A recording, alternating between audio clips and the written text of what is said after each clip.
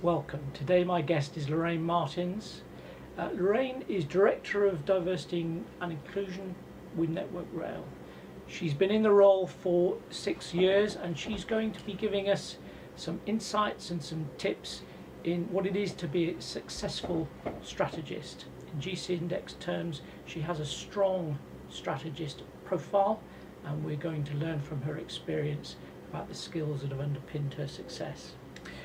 Loraine, the strategist profile suits you, someone who's keen to see purpose and meaning in endeavour, capable of seeing patterns and trends, joining up the dots. Does this describe you? It describes me to a T, John.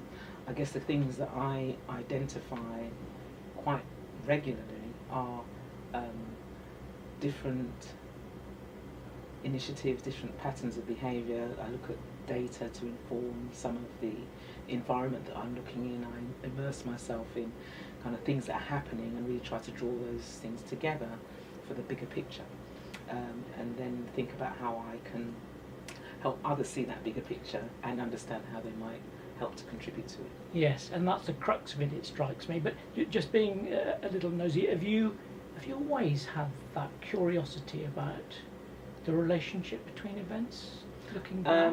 I think I have actually, and I think part of it may in part be in how I've been raised. So as a young black woman born in London, grew up in the 60s, my parents were quite articulate, but they were also part of that generation of people that were not necessarily welcomed here, although they were invited to this country. And I guess they identified a lot of activities and things were happening in the time and kind of, fitted their experience into a broader experience, which I guess myself and my brother and sister kind of imbibed. Yes. So making sense of things has been part of your life, given that Absolutely. that early experience. And you were talking then about, it's interesting, isn't it, what you may be able to see because of that proclivity, but the challenge of sharing that with other people. Does it come easily to you to see the big picture, to see patterns and trends? I think it does. I don't know whether that's nature or nurture, but I think, Yeah. At my stage of my career, that's actually the thing that I go to first Yes. and foremost. How do I identify what needs to be done?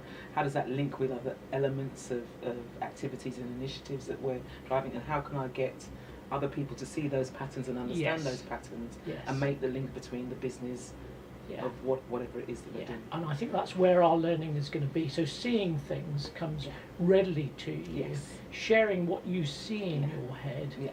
I guess, presents other challenges.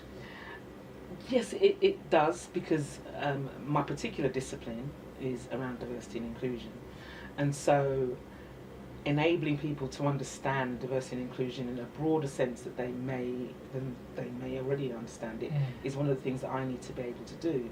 And so I need to be able to paint a picture of the direction of travel and that helps people understand why they might want to apply diversity and inclusion principles, why it's good for them, why it's good for the business, what the benefits are, what the added value is. I have to be able to help them see that picture. Let me slow you down a bit, because that's rich, that description. Let's dig into it. The painting of a picture, the language seems quite deliberate. Is that what you consciously do when you're engaging others? I think I have to, partly because the discipline of diversity and inclusion can feel a bit amorphous. Yeah. And everybody has a slightly different picture Yeah. in their minds. So what I try to do is give it a broad sweep and enable people to put their kind of smaller picture into that bigger piece. Oh, that's interesting. Have you got an example of how that works? Yeah, if I start with some of the work that we've been doing at Network Rail. So we have a strategic objective, which is to make the business a much more open, inclusive and diverse organisation. So how does that translate into the rail sector when really our focus is about getting people from and freight from A to B?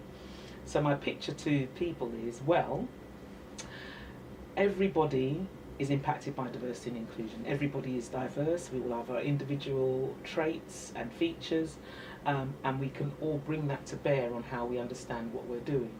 And the more that we're enabled to bring ourselves into the business, to bring our expertise, our lens, the better we are able to perform, the more that we're able to understand each other, the better that we can coalesce, collaborate, and deliver a much better trained performance. So the picture is, for me, our raison d'etre is about getting people and freight from A to B, and everybody has a part to play in that, irrespective of where you sit in business. And as long as you're able to give of yourself, then actually you'll be contributing your part. I think the challenge is, if you feel in any way that you're inhibited from contributing, that's when you get excluded from the environment, and therefore our performance is diminished. There was something else in there that just feels subtle too, because I think often the mistake that strategists make is that what they see is the reality that becomes a prescription for others, so much more directive, and it sounds that that's not your style. So there's this painting of a picture, but allowing people freedom to make sense of what that means for them. I think that's really important, because fundamental to what I'm doing is trying to change an environment and a culture and an industry. Yes. And if I'm not able to engage people in that vision, then we will remain the same. Yes. So I have to enable people to feel some ownership of the direction of travel, rather than feel it's been imposed on them or it's something that they want to resist. It would be contradictory. It would absolutely be contradictory. Yes, to say this is what it looks like in practice. Yeah, off you that's go right, and do that's it. Off you go. And for some people that might work, and for others it won't work. They have, so you have to. I think being a strategist, you have to think about the different audiences that you're playing to, the different stakeholders that you have to respond to in order to deliver the strategy. Can you give us a bit of flavour around that, because that's interesting, the different audiences. So you could have a board who will have a very high level understanding and appreciation of the task at hand or the objective, or they may well have set it. And then you'll have the leadership, the paid executives, who will undertake, whatever activities need to be done and filter those down. And then you'll have somebody who might be an operative or a signaller who is slightly distant from the bigger picture, who needs to understand what it means for their day-to-day activity. So to be able to explain that and distill it in very straightforward, simple terms, I think is really important for something like diversity and inclusion. So by giving people the principles, letting them run with that and turn it into practice, for you is brought great returns. I think it's absolutely key. I think any strategist needs to align what they're doing to the business. Yeah, there is something and about alignment, if you don't do that, then you struggle in a sense. You're buttressing up against the business, and therefore it becomes a much more difficult task to achieve. Loraine, thank you so much for your time and your wonderful insights. Much appreciated, and I'm sure our audience will learn a good deal from them. Thank you for inviting me.